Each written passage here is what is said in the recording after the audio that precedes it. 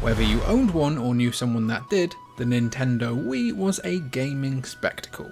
Its focus on motion controls and endless amounts of shovelware divided some long-time Nintendo fans, but those that took the time to know and enjoy the Wii were treated to a library full of memorable games and best-selling greats. The following list encompasses the best Wii games ever, with a mix of Nintendo exclusives and third-party favourites.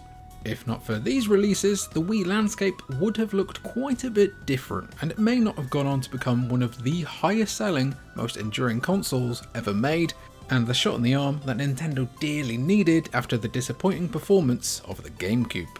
But we still love you, GameCube. What's your favourite game on the console? We would love to hear it down below in the comments. Aha! Number 20, Muramasa, the Demon Blade.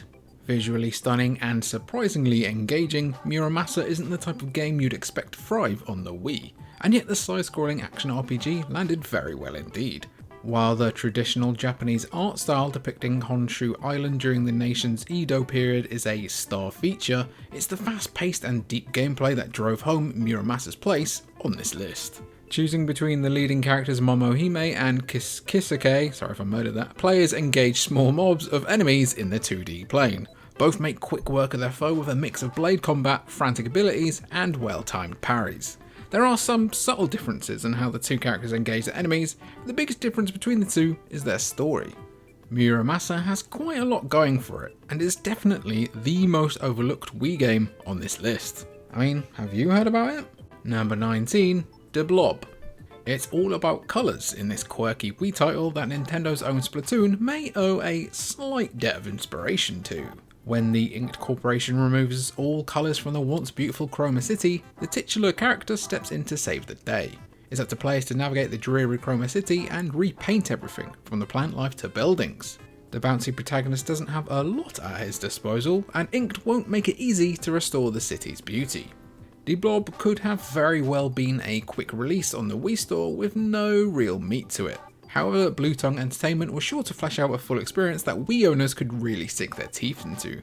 There's even a multiplayer aspect that up to 4 players can enjoy, but the bulk of the fun is in leaving a trail of rich colours in your wake, especially if you're able to get it in a remastered version on more recent consoles. Number 18, Wii Sports Resort. The sequel to the phenomenon that helps newcomers to the Wii understand the nuances of flapping their arms around a bit, Wii Sports Resort builds upon the core gameplay with several new sporting events.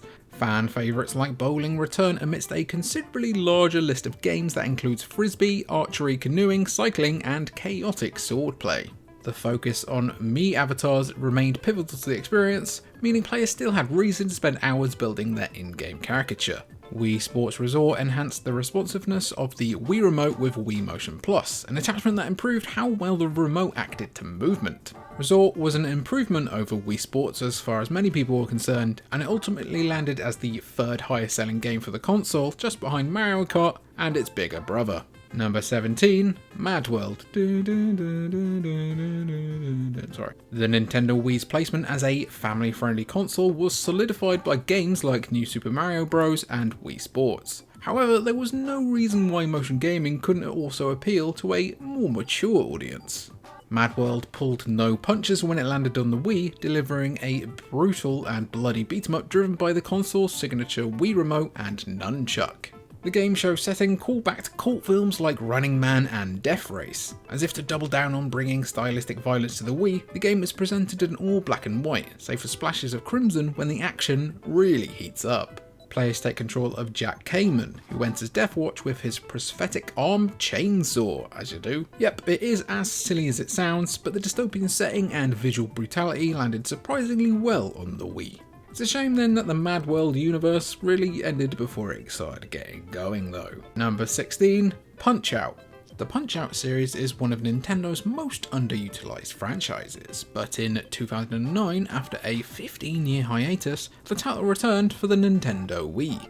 Punch-Out served as a reboot for the series, returning Little Mac to the ring to square off against all of his classic bosses, save for Mike Tyson of course. Newcomers like Disco Kid, Donkey Kong and Gigamac fill out the roster nicely, building on an already memorable cast of eclectic characters. Punch-Out made good use of the Wii Remote and even integrated the Wii Balance Board to allow players to physically dodge incoming punches. While Punch-Out can be physically demanding, players do have the option to turn the Wii Remote on its side for more traditional gameplay. As much fun as the game is on its own, that physicality definitely added another layer that helped make it one of the best Wii games ever to release. Number 15, Monster Hunter Tri. The Wii was often regarded as nothing more than a child-friendly console, known for Wii Sports and Nintendo's typical rogues gallery of quirky characters. But then games like Monster Hunter and Monster Hunter Tri started sneaking onto the console, and if there's one thing the Monster Hunter series is not, it's childish. I mean, you basically have a job.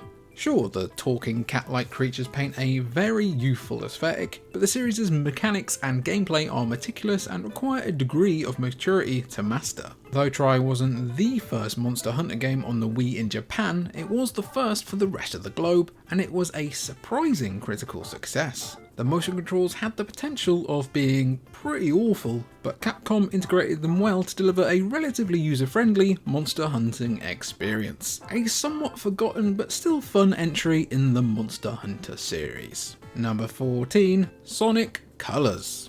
Poor Sonic has had a rough run of things since the Genesis days, but every so often he featured in a gem, and though Sonic Colors looks like some cheap spin-off, it really enamoured fans, so much so that it was even remastered for more modern platforms not too long ago.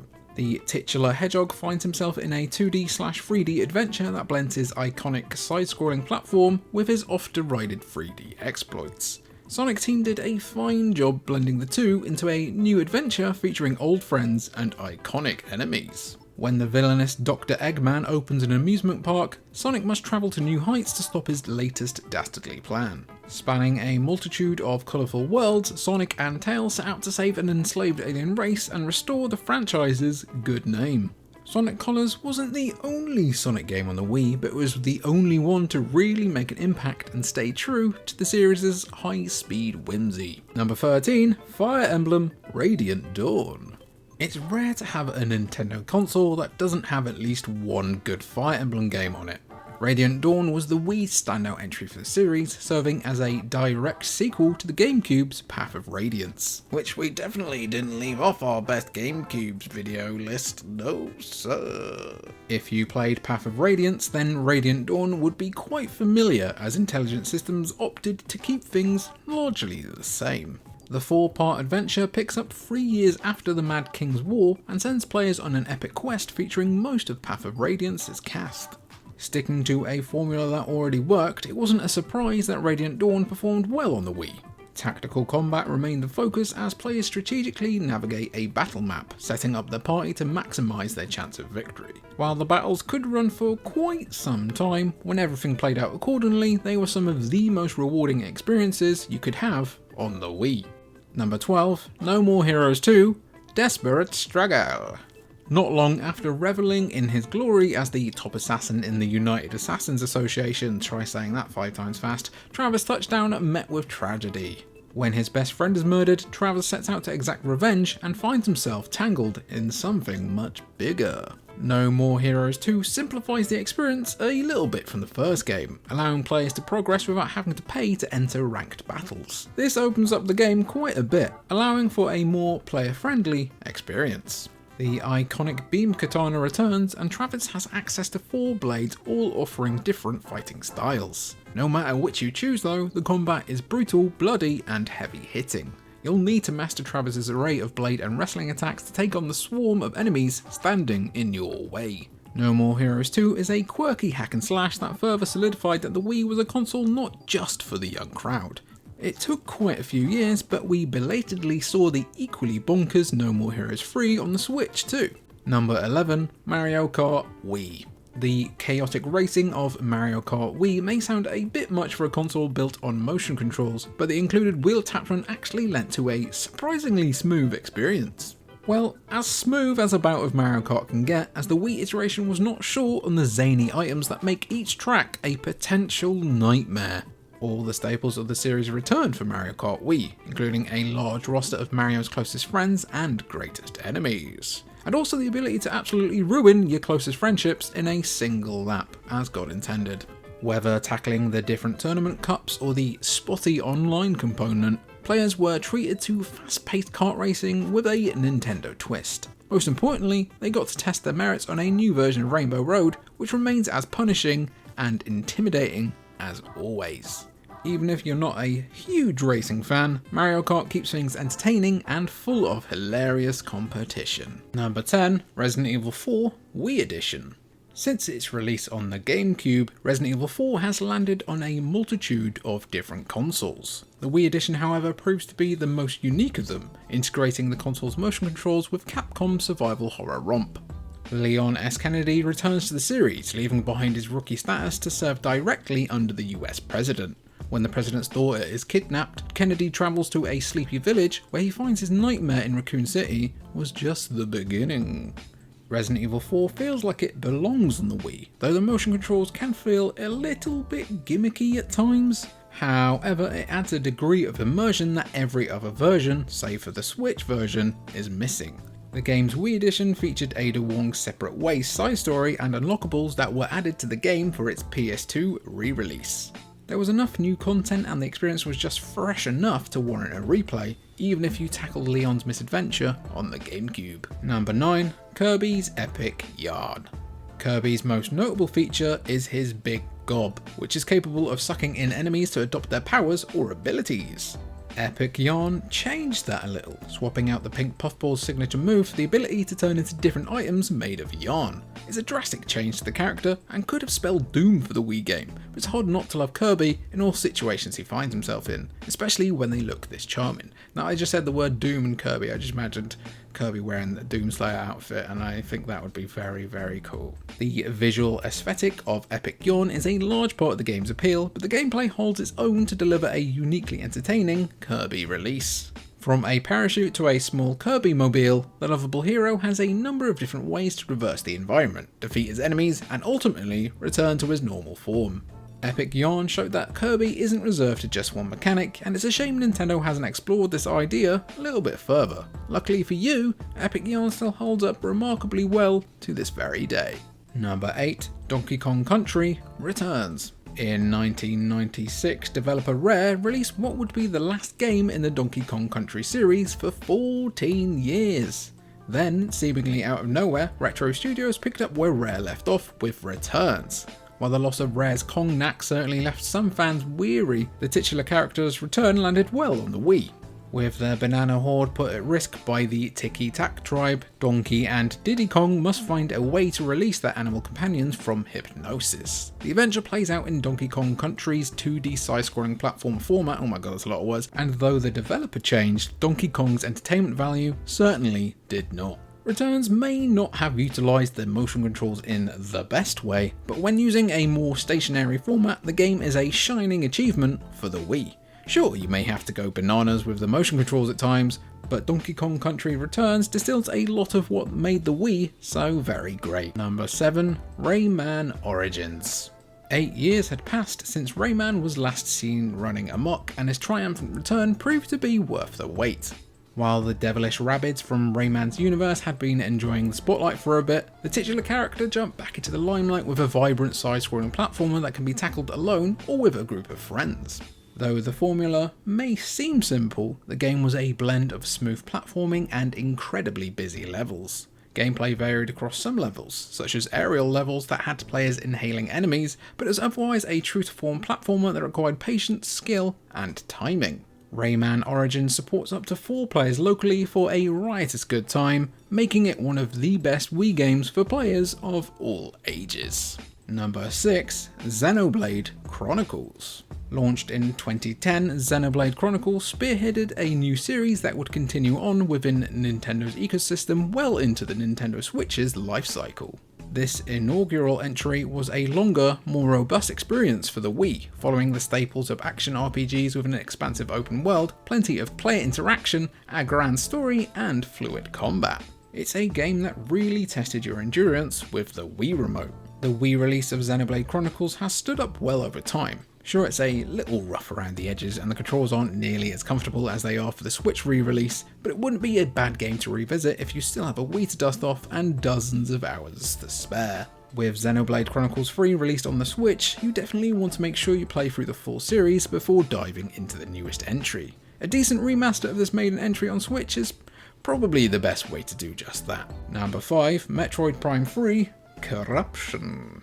Metroid Prime has been a pretty sore subject for Switch owners, and we could really blame Corruption for that. If it weren't as good as it is, then no one would really care about the long overdue Metroid Prime 4, though it has equally never felt like it's had the love it deserves. In Corruption, everyone's favourite space bounty hunter returns, navigating a galaxy worth of baddies just begging to be hunted. Unfortunately, she'll have to deal with Dark Samus as the nuisance returns after the events of Metroid Prime 2. Corruption emphasises motion controls, allowing players to swing about the Wii remote to aim at Samus's signature arm cannon. Other iconic tools return as well, including Samus's Morph Ball to help the bounty hunter on her latest mission. Without motion controls, it's a little bit of a nightmare to aim, but those utilising the Wii's core mechanic will enjoy the immersion of fully controlling the galaxy's most feared bounty hunter. Eat your heart out, Boba. Number 4, Okami. As the White Wolf Amaterasu, players wield the Celestial Brush as Okami Amaterasu and take on hordes of demons pulled from the fantastical tales of Japanese folklore. Okami is very much rooted in Japanese culture, from its art style to its brilliant storytelling. Even the White Wolf is an icon of Japanese lore, representing the goddess of the sun. Other Japanese legends arrive during Okami's adventure, either helping the wolf on her journey or impeding her path in thrilling, unique combat. It's surprising to know that Okami wasn't developed strictly as a Wii game, considering much of its core combat involves painting on the screen. But the shining star of Okami isn't even the gameplay, as entertaining as it is. It's the marvellous cel-shaded visuals, which look quite marvellous in the Wii port and have helped Okami to become something of a timeless cult classic that's sadly never going to reach the massive audience that it sorely deserves. Number 3, Super Smash Bros. Brawl.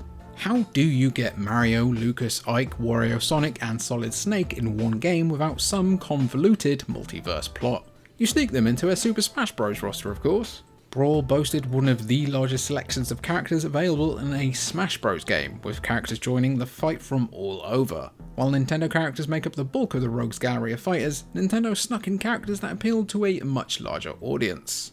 Brawl set the tone for future Smash Bros. Games, increasing the roster from GameCube's Melee significantly and taking more chances with the types of characters included.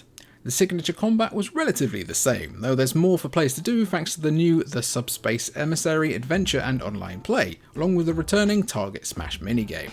Though Brawl likely isn't everyone's favourite Smash game ever, there's a reason why it sold 13 million copies worldwide. And it's not just for the Solid Snake butt either. Number 2, The Legend of Zelda, Twilight Princess. The game that essentially sold the Wii to more mature gamers. Wherever there was a consumer demo of the motion-based console, Link's latest adventure was available for prospective players to tinker with, and for good reason. While motion controls in a Zelda game have the potential to be awful, Twilight Princess's mechanics really did showcase the console's capabilities pretty well. Not only did the game utilise the motion controls surprisingly well, but Twilight Princess still stands as one of the best looking games on the console. The young, tunic-wearing Hylian is equipped with some of the series' beloved staples. However, his Wii adventure also had him transforming into a wolf to add a new layer to the game's mechanics, as well as teaming up with Midna, a shape-shifting Twilight Princess with more depth than most characters in the series. Though some things have changed from Link's previous console adventure, many familiar characters return, including Zelda and Ganondorf. While they all fit within the Twilight Princess's exemplary story, the game's strongest point happens to be its gameplay. Nintendo did practically sell a console based on it, so it's not entirely surprising. And at number 1, Super Mario Galaxy 2. There were several Mario-centric games to choose from for this list of the best Wii games, but Super Mario Galaxy 2 had a few merits that made it stand out in the crowd. First and foremost, it was the sequel to a wildly successful early Wii title that sent Mario across the universe. Galaxy 2 follows many of the same conventions as its predecessor, such as unique transformations, but builds upon them to great effect. Galaxy 2 isn't quite as forgiving as the original, pushing players to really test themselves as they guide the titular plumber through his intergalactic quest. However, not one to punish players, Nintendo integrated assist features to ensure everyone can keep the story going. Super Mario Galaxy 2 is brilliant in every way, capturing the magic of a Super Mario game while delivering on the fun of the Nintendo Wii's motion controls. Many outlets regarded it as the turning point for platform gaming, and it's no surprise that the game walked away with 7 different Game of the Year awards and the title of greatest Nintendo game ever bestowed upon it by the official Nintendo magazine.